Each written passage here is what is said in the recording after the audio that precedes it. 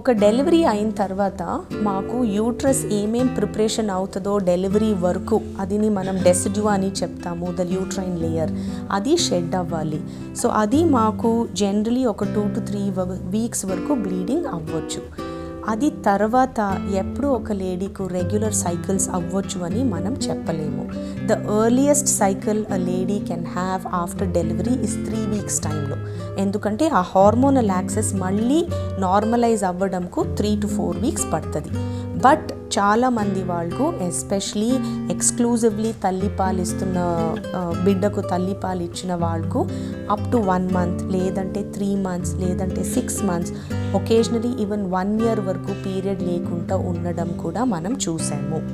So ఈ సిచ్యువేషన్స్లో మీ body ఎక్కడ మీకు రెగ్యులర్గా సైకిల్స్ వస్తాయని చెప్పడం ఏ డాక్టర్కు కూడా కొంచెం కష్టం.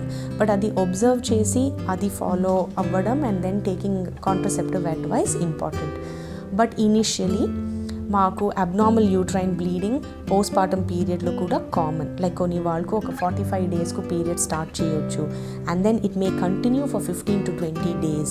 సో మీకు ఇలాగే రెగ్యులర్గా ఒక 1 month తర్వాత 15-20 days వరకు బ్లీడింగ్ అవుతుందంటే డెఫినెట్లీ మీ డాక్టర్ నాకు కలవండి. బికాస్ హార్మోనల్ ఇంబ్యాలెన్స్ ఏమైనా ఉండొచ్చు. ఆ టైంలో అదిని కరెక్ట్ చేయడం ఇంపార్టెంట్.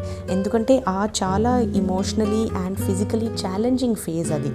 మాకు ఆల్రెడీ స్లీప్ డెప్రవేషన్ ఉంది, మాకు ఆల్రెడీ ఫీడింగ్ వల్ల మా ఎనర్జీ కన్జంప్షన్ అండ్ రిక్వైర్మెంట్ ఎక్కువ ఉంటుంది, మాకు sleep also is deprived, so tiredness, fatigue ఉంటుంది. ఆ సిచ్యువేషన్లో ఈ బ్లడ్ లాస్ ఎక్కువ అయినప్పుడు that can put an extremely high challenge on the mother. So these are all medically treatable. మీకు ఏమైనా ట్యాబ్లెట్స్ ఇచ్చేసి సైకిల్ సరి చేయడం is also one option.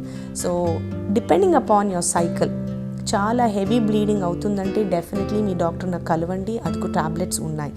But మీ పీరియడ్ 3 weeks నుంచి 1 year వరకు ఎప్పుడైనా రావచ్చు, అదికు ప్రిపేర్డ్గా ఉండాలి. అండ్ ఒక్కొక్కసారి 3 months 6 months వరకు పీరియడ్ రాలేకపోతుందంటే డెఫినెట్లీ ఒక ప్రెగ్నెన్సీ టెస్ట్ కూడా చేయాలి. బట్ మీ డాక్టర్ను ఒక్కసారి కలవండి, బికాజ్ అది లాక్టేషనల్ ఎమెనోరియావా లేదంటే వేరేమైనా కారణమా అని చూడాలి, అవసరం ఉండొచ్చు.